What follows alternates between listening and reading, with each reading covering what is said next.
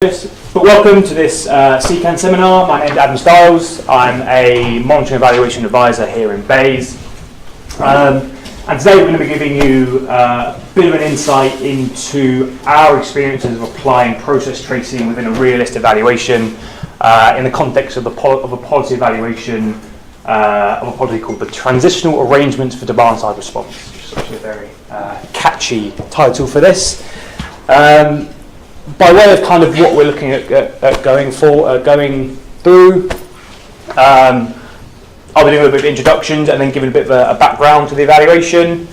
We'll then be looking at, or taking you through why we chose the approach we did, why did we go through realist, why do we think process tracing was going to be most appropriate, then giving a bit of an insight to how process tracing actually works, and then the way the evaluation was set up, it was in 4 phases, 2 phases looking at the first TA scheme and the second TA scheme. I'll talk a little bit about that in the background section.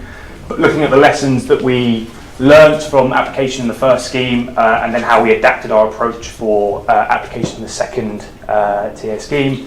Then a bit about learning and implications, kind of the learning that we've taken from using this approach that we're coming to the end to now, and then a little bit of time at the end for Q&A.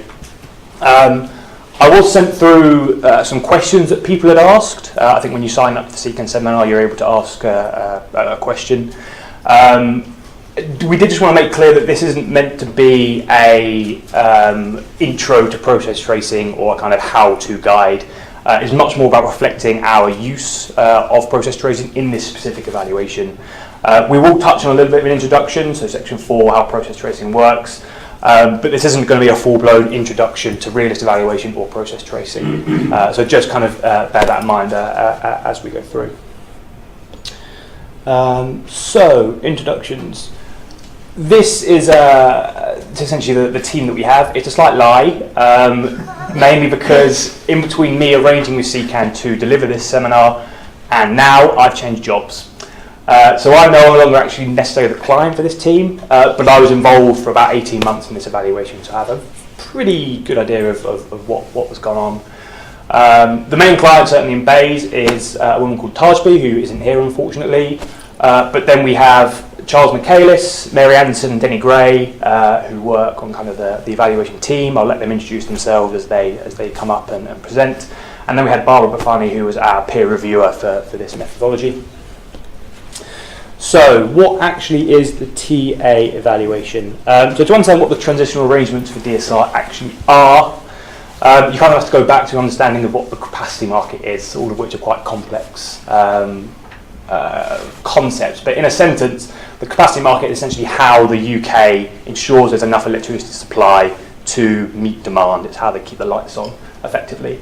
The way that these are done are through competitive auctions. So suppliers of electricity say, I can provide X number of megawatts for X number of pounds.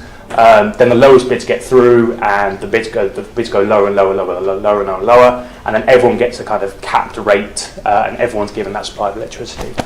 The auctions themselves are technology neutral. They're open to all forms of electricity. So that includes coal, oil, gas, everything in between. But it excludes any technology that's already getting subsidies. So that excludes most renewable generation because that's getting subsidised through another scheme that we have. So it's mostly non-renewable stuff that's in here. But it was recognised that the demand-side response industry was still in its infancy. It was still quite immature. It needed a bit of help to ensure that it was to make sure that it was going to be competitive and able to compete in these auctions at a good price and actually get some money get some money from the government. Demand-side response is, I guess, kind of the opposite of supply-side response, which isn't a great way of explaining it. But essentially, when the margin between demand and supply are quite tight, there's 2 ways you can go about improving them. You tell generators to switch on and increase supply, or you tell some people to turn off some electricity and they lower demand. So this is what demand-side response is. It's done in 2 main ways. The first one is called load, I guess right now, it's been 4.5 months. Load shedding, is that right? I'm looking at Mary there. Which is essentially where they reduce their electricity consumption for a short period of time, 30 minutes, an hour, maybe 2 hours, and then it jumps up again and then goes back to normal. Example of that might be a industrial freezer unit where they can turn off a freezer for 30 minutes without spoiling the produce, and then bump it up again to normal consumption. You've then got load shifting, which is where you've got, say, a factory producing widgets. We say, could you just shut down for half an hour, and they say yes, and then they then produce the widgets at a later date. So the amount of electricity used over 24 hours is the same, but they're just producing things at different times and using different amounts of energy at different times. So the similar to the capacity market, TA auctions were held. First one in January 2016, and awarded contracts for 803 megawatts. The second auction was held in March 2017, and it awarded contracts for 313 megawatts. So in the first TA, bidders had to then be ready to turn down or whatever in the 2016-17 year. In the second auction, 2017-18. First TA we had 24 participants, second TA was 11 participants. Difference between the first and the second TA was that the first was open to small scale generation, in a word that's diesel generation. Government doesn't want to really be seen to be supporting diesel generation, so that wasn't allowed in the second TA, which is why there was less participants and also less capacity. And essentially participation was split into two different types. You had those that were putting forward their own capacity, so they were direct participants, or you had those who were aggregating capacity from others. So you had people, big aggregators sat in the centre, taking from lots of different other smaller suppliers, and then having kind of a unit of electricity that they could say, yeah, we can produce DSR for this kind of stuff. We wanted to assess additionality. That was the whole idea of the evaluation. We wanted to assess additionality mainly in relation to each of the TA scheme's objectives. So in the first TA scheme, additionality hypothesis was that the first TA contributes to security of supply and or meeting the reliability standard in the 16-17 delivery window. That's kind of a bit jargony for they help keep the lights on, essentially. The second hypothesis was that the first TA contributes to more capacity in the T1 auction in subsequent years, and this is basically the TA leads to more demand-side response capacity in those wider capacity markets that I was talking about that we didn't think they were mature enough initially. And then the third one is that the first TA encourages wide development of turned-down DSR. So I mentioned that you've got diesel generation. The other form is turned-down DSR, which is that load shedding, load shifting I talked about. That's generally more environmentally friendly, so we want to encourage that kind of thing. In the second TA, there was a slight shift. We didn't necessarily feel that the TA was needed to contribute to security supply in the 17-18 delivery year, so that additionality hypothesis was dropped.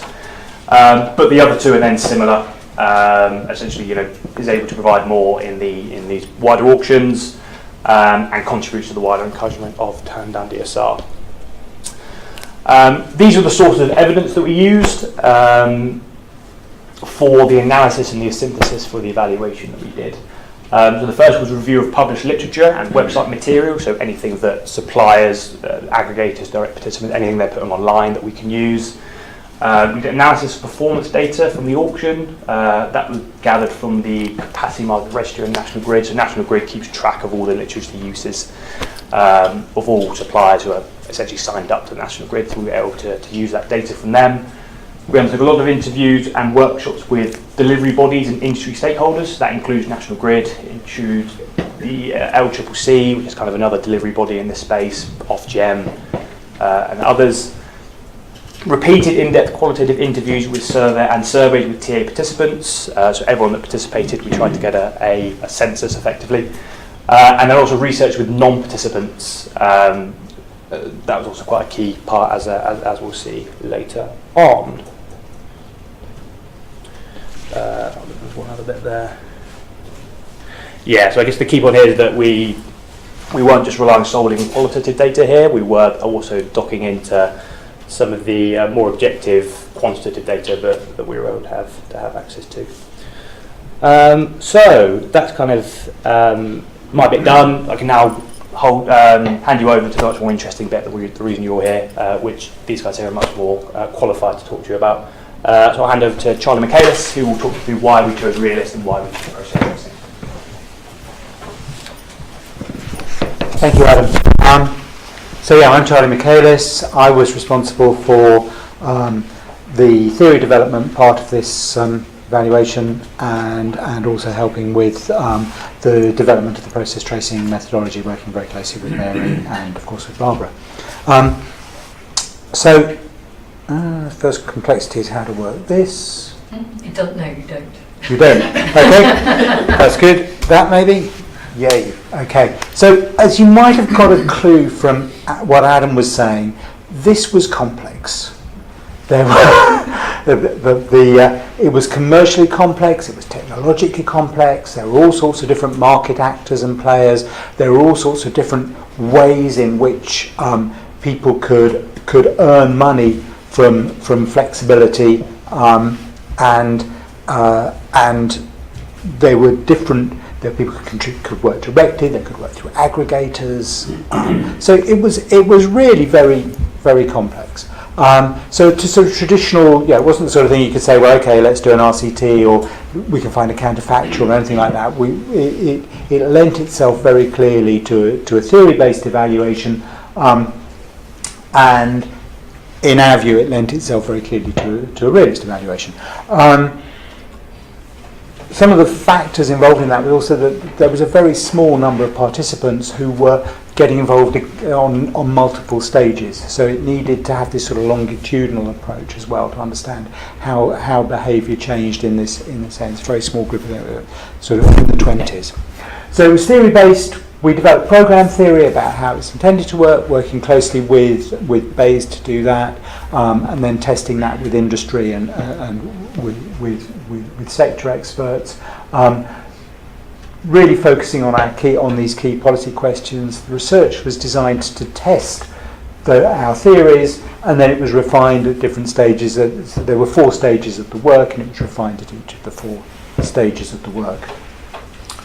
The realist approach was chosen because it was very important to understand how different actors responded to the programme in different circumstances and how that generated different outcomes.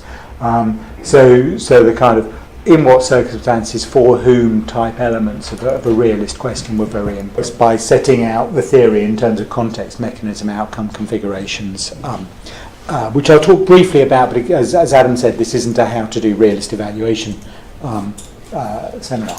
So the context is all about what makes this participant different and what's happening that triggers the mechanism for that participant. The mechanism is the thing that generates the outcome, and generally it's about what's going on in the participant's head. Or in the participant's organisation. It's the kind of invisible force that is actually making the outcome happen. I'll give you an example in a minute to make it simpler. So for the mechanism, we're interested in what was going on inside that participant's head and how did the TA influence that? Did the TA influence that? And then finally the outcome is what happened as a result of that mechanism firing. So if we look at an example, there are 2 examples on here, but so you're being spoiled. The first one is, we've got an outcome over here, which is the additional aim. The TA contributes to more and or more competitive flexible capacity for the capacity market in 2018, 19 and subsequent years. So that's the TA generated some sort of additional capacity. And the mechanism, one of the hypothesized mechanisms was that the participants have invested in some capacity to take part in the TA, and so they can then use that capacity again in future years to take part in the capacity market. We've neatly got capacity there meaning different things, so there's a multiple use of the same word, which is probably very green but doesn't help with understanding. So they might have, for example, put in some equipment or put in some metering or something like that enabled them to take part in the TA. That then means they don't need to invest in the future to take part in further capacity markets. So that mechanism is most likely to fire for those participants who've actually invested in metering. It's a kind of complicated way of saying people invested some money as a result of the TA, that then allowed them to more cost effectively take part in future schemes. I won't go through the second one because it's there's not enough time and there's more complexity. And then we use process tracing on top of this as a way of testing these hypotheses. So we effectively use process tracing as one of the tools to test whether the hypothesis was valid or not. And we used it in 4 ways. Partly to specify the evidence we would expect or hope to see if the hypothesis was true. So if, can I make this work? Yeah. So if this hypothesis was true, we would expect to see people investing in kit, and we would expect to see people using that kit later to go into the capacity market. If either of those weren't the case, then that isn't going to be true. So it helps to describe what sort of evidence we'd like to see, which is very useful from a realist point of view, because realists will do research in a purposive way to try and test the theory. So if you say, I'd expect to see this evidence as a realist, where will I find that evidence? Okay, I'll go and look for it. So they work very neatly hand in hand together from that point of view. Then we applied the evidence tests to each case. So each of these 24 sites became a case that we developed CMOs for, and we tested using process tracing. That could then, and Mary's going to talk about this in a minute, how we used the tests to tell whether the hypotheses were valid or not. And one of the things we'd hoped we would get from the process tracing is real transparency about how we were testing these hypotheses. So it wouldn't be a kind of hand wavy, oh yeah, we've got a lot of evidence here and it looks like that's true. It would be a much clearer, yeah, we've tested it by looking at this, this and this, and these 3 things were true, therefore our theory was valid. So that was the rationale for using process tracing. I'm going to hand over now to Mary, who, aren't I? Oh, I'm not going to hand over. What am I going to do then? You're going to do the next section. Am I? Wow. Oh my goodness. Okay, I've got the hard bit here. So this is I can do. this is how process tracing works. So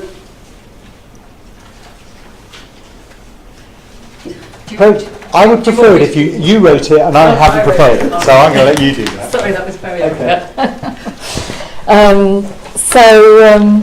We just wanted to explain a little bit more about what process tracing is. We're very aware that Barbara Bafani is sitting in the audience and will correct me when I get things wrong.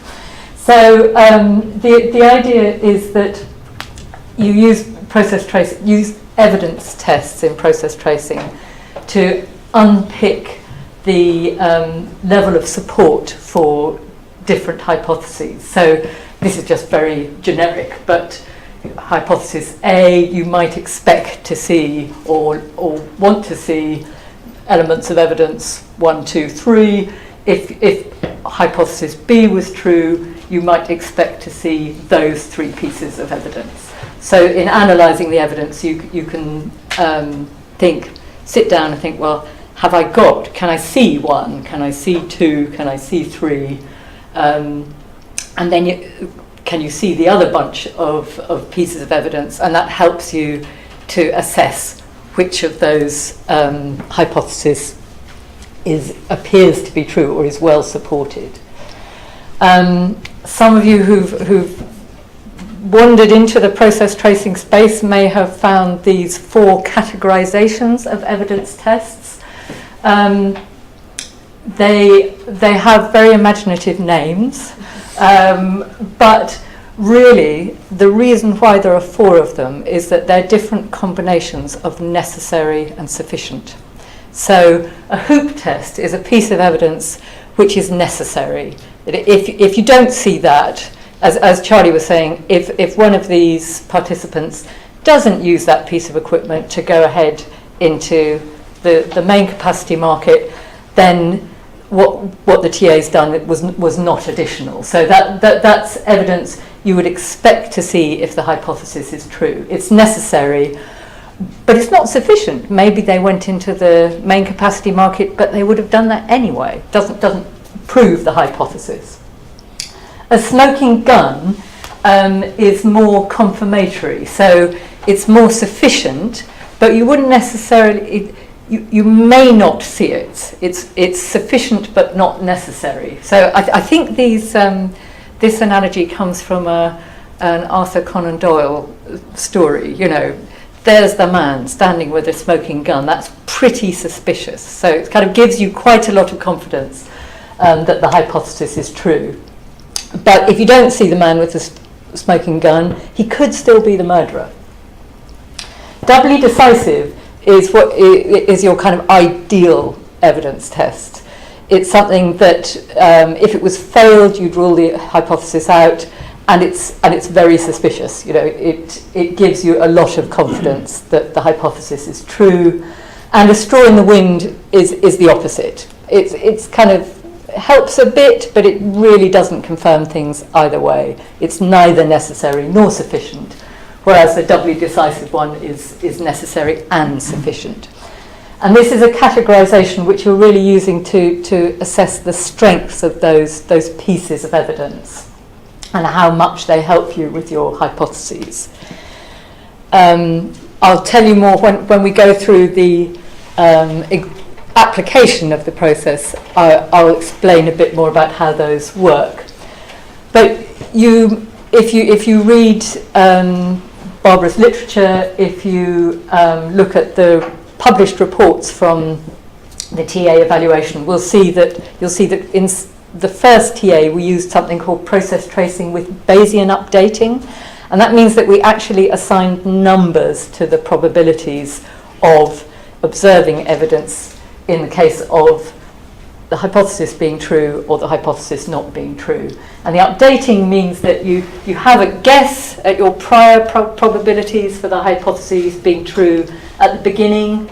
Then you go through your evidence gathering, evidence assessment process, and you update the probabilities. You calculate what are called posterior, after the event probabilities for those hypotheses being true. So what we did for the first TA scheme is we actually used the full works, as it were, with Bayesian updating and quantified probabilities. I'll say a little bit about the difference between our two approaches, and then I'll show you both of them. So the numbers only work mathematically if you have independence between the probability tests you're using, between the evidence tests.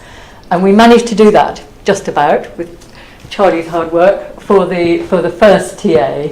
And that meant that we could actually come out with, for better or worse, a number of what we felt the probability was for one of those additionality hypotheses being true for a given case in the TA.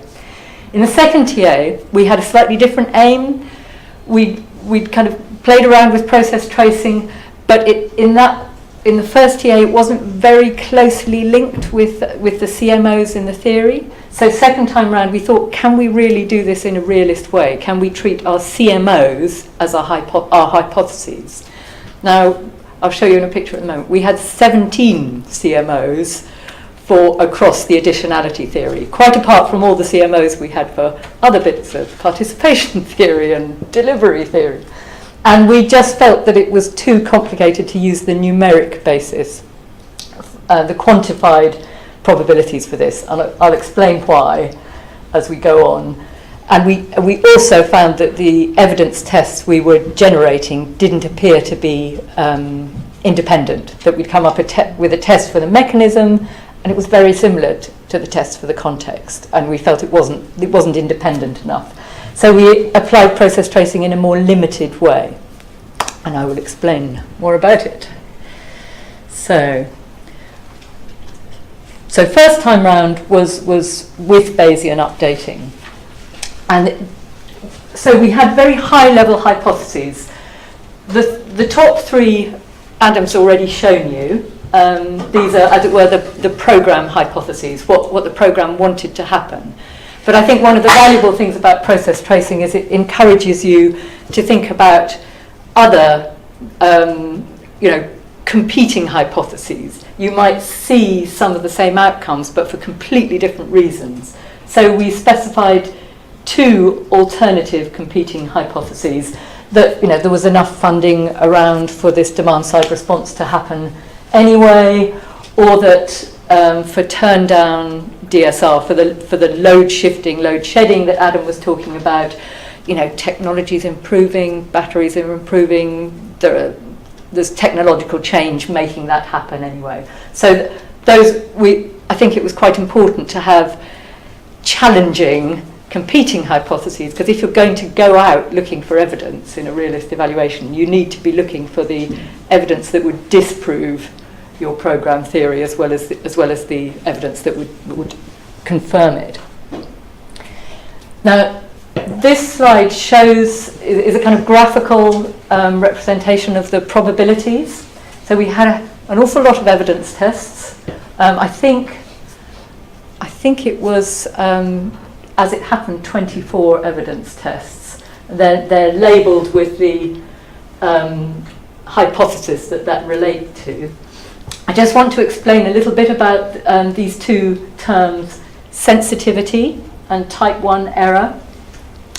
So the sensitivity is the probability from 0 to 1 that you would observe the evidence if the hypothesis was true. So if the TA has helped generate more capacity or get people ready for the main capacity market, how likely would you be to see these bits of evidence? I'll give you an example of what these evidence tests are in a minute. And if you are very likely, if you have a high sensitivity, that makes it a hoop test. So in other words, if the hypothesis is true, you really do expect to see that evidence.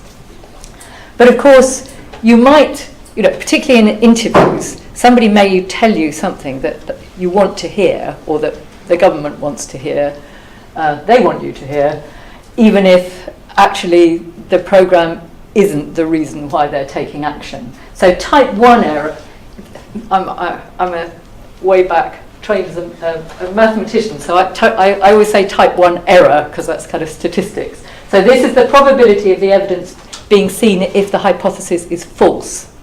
So the TAs made no difference, but actually they still tell you in interview that more subsidies needed, or that it was a terribly good program because they want BEIS to think they're nice. So as with these smoking gun tests, people aren't very likely to lie about them. They're evidence that you are very unlikely to see if the hypothesis was false. There are other things you might still see. For instance, you may see organisations still participating in the main capacity market after the TA, starting in the TA, going on to the main capacity market, but maybe they'd have done that anyway. Whereas if they really tell you that turned down DSR doesn't need more subsidy, they weren't very likely to lie about that. So that's more of a smoking gun. There are your doubly decisive ones up there, which are kind of both the overlap between hoop tests and smoking guns, and the straws in the wind are more in the middle. Everything is above. I think it's all above the 50-50 line, because otherwise you wouldn't be looking for that evidence. It wouldn't help you. So, examples of the sorts of tests we had. This is for hypothesis 1. This was, will the first TA help to keep the lights on? Will it actually contribute to system security, electricity system, national grid security in the 16-17 year?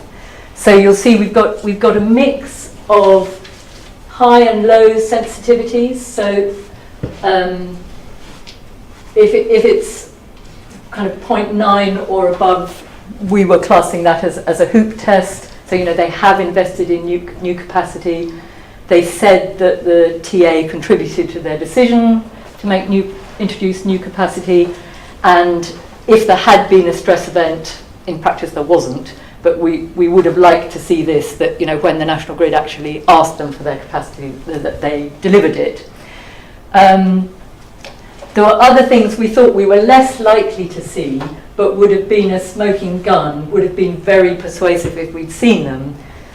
So evidence from public statements. So not just telling us as interviewers, but actually putting out a press release or having something on their website saying, yes, well, the TA has really, really helped us. That would have been something that we would have felt was very powerful.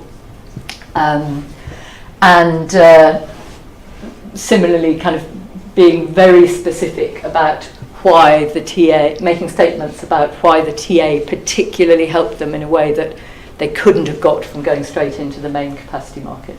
And then something like this, the auction behaviour was actually more equivocal, because the way the auction was specified, there might have been other reasons why they'd have bid high or low in the auction. So that just gives you some examples of the sorts of tests we used. I'm going to skip over the next one for lack of time. So 24 cases, 5 hypotheses. I don't know if you can read this at the back. Can you read it? No, sorry. There are too many numbers here really to get your head around anyway, but I'll just take 2 of the hypotheses and very briefly explain.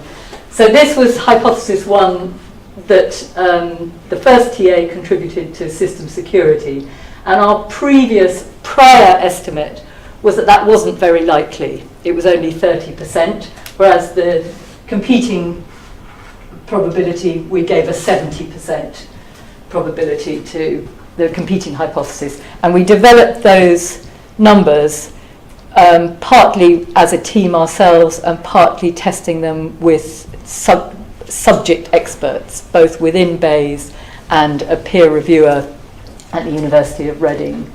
And then we crunched the numbers. We pulled in our evidence. We assessed, have we seen this? Have we not seen this? We calculated the posterior probability by multiplying together the probability calculations for each of the tests, evidence tests for that hypothesis. So it was the assumptions are transparent, but the maths is complicated. So you get a number out of when you turn the handle on your spreadsheet, but it's sometimes a bit difficult to say, or it's difficult for me, probably not for Barbara, to say which of the tests have tipped things one way or another. But it's like magic. You kind of, here you are, suddenly, boom, absolutely no, that gives no credibility to the security of supply hypothesis from those participants. Those were direct participants putting forward generation, I think. These ones were somewhat more likely. But in this case, there was much more support from most of the cases for the competing hypothesis A1 than for H1. And it was quite interesting. I think it was useful in 2 ways. One was in demonstrating the overall patterns of support for different hypotheses, but also kind of thinking, well, why on earth, in that case, does it support, why does this particular case appear to support that hypothesis and that one? What's going on there? So it prompted some thinking about, I suppose, in a realist sense, what was different about the cases which appeared to be confusing when we looked at the test results. So things that we found were challenging with this were that although the assumptions were explicit, the calculations weren't very transparent. It felt like a black box that we put the numbers in and then magic answers appeared. And as it happened, the answers felt quite credible and they appeared meaningful and they gave us some case-by-case insights. But I think probably we were being a bit ambitious in the number of evidence tests we were using and the number of hypotheses we were using. 24 evidence tests. Because to test a hypothesis, you don't just need one test. You want to triangulate between different pieces of evidence. And so because we had all those evidence tests, we had to specify the type 1 and sensitivity probabilities for each of the tests, as well as assessing all those 24 cases. So the good things were the results were meaningful and were helpful because we were working in a very confidential space where it was very easy to breach anonymity. It would have been very easy to breach anonymity if we revealed the particular context of any one case. This allowed us to share with BEIS the strength of the evidence for and against the field as a whole without identifying who was who, and it was that felt quite helpful. And as I said, the inconsistencies were useful because they pointed up things that we could improve in our theory next time round. So, just quickly, I'll quickly talk about what we did second time round. Should emphasise that these are provisional findings because the report for phase 4 has not yet been published by BEIS, so these have not been approved and may change. Sorry, wait a moment. So what we wanted to do here was to link, rather than just take the high-level hypotheses, was actually use the CMOs as our hypotheses. And our additionality theory, this again for the two high-level hypotheses, had additional and non-additional CMOs in there. All the different types of non-additionality were in the theory. But because we had it all in the theory, we had these 17 CMOs. And after our experience of the first one, we thought we really were, it felt too challenging to assign probabilities and define evidence tests for each of, we did define evidence tests, but to assign numerical probabilities to each of the tests felt too challenging. So just to give you, I know you can't read this, but this is just to give you an idea of the scale of the theory for one of our overarching additionality hypotheses. So this is the one about developing capability to go forward to the future capacity market. So there are, I think, 9 CMOs. There's one additional outcome, 3 potential non-additional outcomes, and a whole host of different contexts. So it was quite challenging even to define what evidence we'd expect to see to confirm or otherwise those different CMOs. But that's what you're doing in a realist evaluation. And just to give you an example of the types of tests we had there, I kind of pulled out a hoop test. Did they go ahead? We could tell from the other auctions, later auctions in the main capacity, whether the main capacity market, that they had gone ahead into the main market or not. Statements they'd made in interviews saying that the experience in the TA really helped them to learn and equip them for the main capacity market. We judged that to be doubly decisive. Now, the sorts of sensitivities you have here are, is that fair? Is it doubly decisive, isn't it? Should we treat that as a straw in the wind, or should we treat that as doubly decisive? But a straw in the wind here was seeing investment in metering, seeing investment in equipment, So we treated that as a straw in the wind because they might have invested for the TA but then not gone forward with it. They might have decided not to put that into the main capacity market. But as a smoking gun, if we not only had, that's interview evidence, but if we had evidence from National Grid that they really had put in new metering and were going forward to the main capacity market, we treated that as a smoking gun, because we had very concrete evidence that they'd really made an investment for the TA. But classifying the tests was again, took a bit of thought. Probably in an ideal world we'd have done it in a more participative way. We got comments on our classification of the tests. We again sought external peer review of them, but what we didn't do was all sit down in a room and define them together, again because I think there were too many of them, so that was a lesson.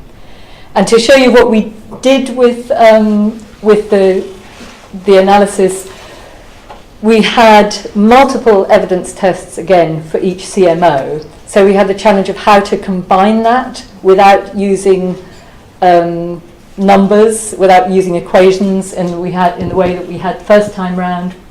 So this is just something we developed within the project. We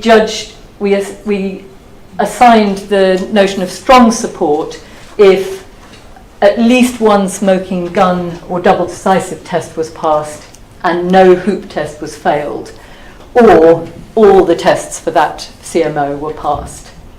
So that had some sense that we were getting fairly robust evidence. The word support here could be accused of confirmation bias. So this would be a situation where there weren't any hoop tests failed, but there was nothing definitive. There was no smoking gun or double decisive test passed, and there might have been the odd straw in the wind test failed. So it's kind of suggestive, but it's not. It's less conclusive. And then there were some cases, a few cases, where we just got strange answers. You know, it passed a hoop test, it failed the hoop test, but it passed a smoking gun test. You know, what's going on there? You don't expect to see that. So mixed meant strange, I suppose, and then no support, where a hoop test was failed and no smoking gun or double decisive tests were passed. And we used those classifications. These are cases here. This is the additional outcome, so that the TA contributes to more flexible capacity in the future capacity market, and these are mechanisms. So as you'll see, the way we developed our theory, the mechanisms weren't exclusive. So in this one, the TA might have made participating in the capacity market less risky. Here, it enabled them to invest in equipment or capability that they could take forward. Here they built a customer base, or here they weren't building a new customer base, but they were kind of expanding their existing customers were bringing in new sites or whatever. And it was, and I'll just quickly flick through the other. So the competing hypotheses there was much less support for on this hypothesis, and I think one of the keys here was that we could actually see very clearly whether they had gone on to the future capacity market. So we had clear evidence of the outcome. But I think this, in a way, is simply is mainly a graphical representation of the strength of the evidence that Denny, sitting there in the front row, and I were dealing with primarily in the qualitative analysis. But I think it made sure that we brought in, that we really integrated the other sources of evidence into our overall synthesis.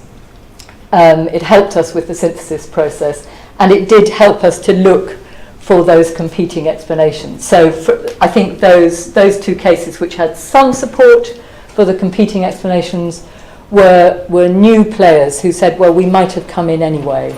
You know, this helped us to come in, but we might have come in anyway. So it was a more limited analysis. We weren't quantifying things. I don't know. We're going through a peer review process with Barbara at the moment, so whether Barbara will think that our method of combining results from different tests is useful.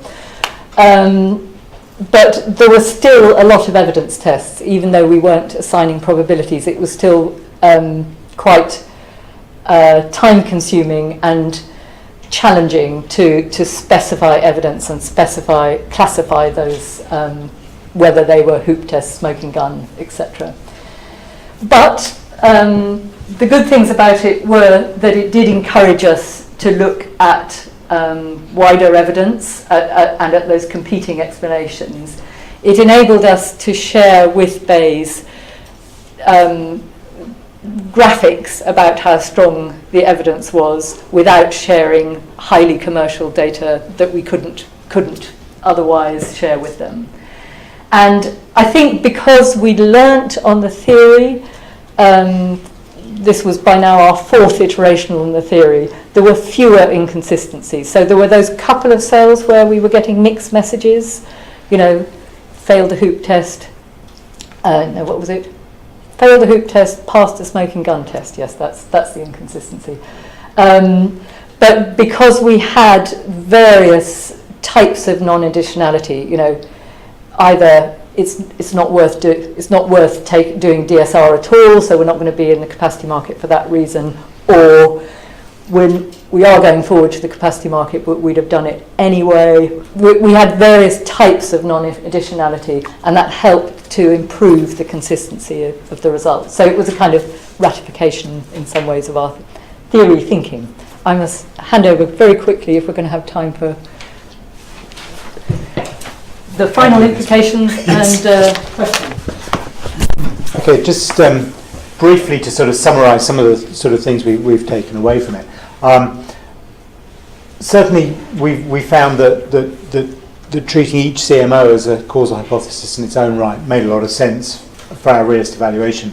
Ideally, we'd have tested did the contexts trigger the mechanism, and did the mechanism generate the outcome.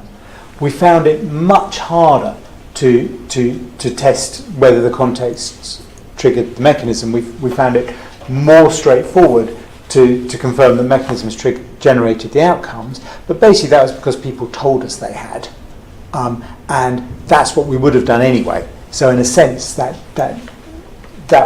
was helpful, but not really sort of earth-shatteringly so. And certainly, because a realist evaluation would generally be an iterative type approach, the process tracing would also need to be iterative, but I think that sits quite well as well with process tracing, because as new evidence emerges, because something else has happened, you can then fit that into your overall process tracing framework. Bayesian updating. Well, you saw how simple it was. And really, most people fell over at the first stage of understanding what the sensitivity in type 1 error meant. It was really, really hard to communicate. Ideally, it would have done in a participative way, but people just didn't think in that way to make it work. So that was a big sort of con, I guess. As Mary's put in the slide, specifying probabilities requires a very clear head indeed. Yes. But to the pros, certainly the transparency is great. It does make you think, would we have seen this evidence anyway? What is the quality of this evidence? That was very good. And using the formulae really helps you to think about, well, what did I think about this and what do I now think now the evidence is available? And it's fantastic to be able to come up with a single number, 78% or 23% or whatever. It's very powerful, again, when you're communicating it to people. Very neat. Against that, there's the whole spurious accuracy thing. 78% is really a nonsense. It's a made-up number. Well, it's not. It's a lot of made-up numbers multiplied together to give you 78%. So that is we know ranges can be used, but we haven't tried that, and that might be a better way of approaching it. We struggled to make our tests truly independent, and some of the tests we really wanted to use weren't independent, so we couldn't use those tests in the Bayesian updating. So I have to say that was hard, and I'm not sure I would certainly rush to use it again. Having said that, overall, process tracing really did add value to the evaluation. I mean, the things, certainly for me, particularly in this weighing the quality of evidence, and in any evaluation you should be weighing the quality of evidence, but process tracing is a great way of making it explicit and really thinking that through. It reminded us to think about alternative explanations, but to be honest, if we weren't thinking of alternative explanations, we probably should have been shot. So that's good and useful, but it's something that a good evaluation should do anyway. They're great. The evidence tests and the findings from them they're very immediate. They're very good for presenting visually. That works well, and it allowed us to present. We only had 24 sites, and any evidence about those sites would have been glaringly obvious who it was. So it allowed us to treat it in this non-disclosive way and to share it back with the client in a useful way. Then. And it was a good way of bringing different sorts of evidence together and triangulating between different evidence sources. Again, something people should be doing anyway, but this was a tool that really helped with that. It's time-consuming and expensive to do. So using it where it's really going to make a difference is I think, an important lesson for us, rather than trying to. In the first one where we had our umpteen different tests, that was very difficult. So when should we be using it? When there's just a few cases, when there are a small number of competing causal hypotheses, or a small number you want to test. You can have lots of hypotheses, but just really focus in on the really important ones. When you can get independent evidence tests, if everything's going to come from an interview, then it's probably not that appropriate. And when you've got lots of potential for participation, because if it's all in someone's head, that's not so good. Part of the good thing about this is being able to say, well, do we think this is a hoop test or not? Is this really necessary? Is this sufficient? And actually getting those conversations going is important. So that was a quick race through some sort of overarching lessons, and there's some time for questions.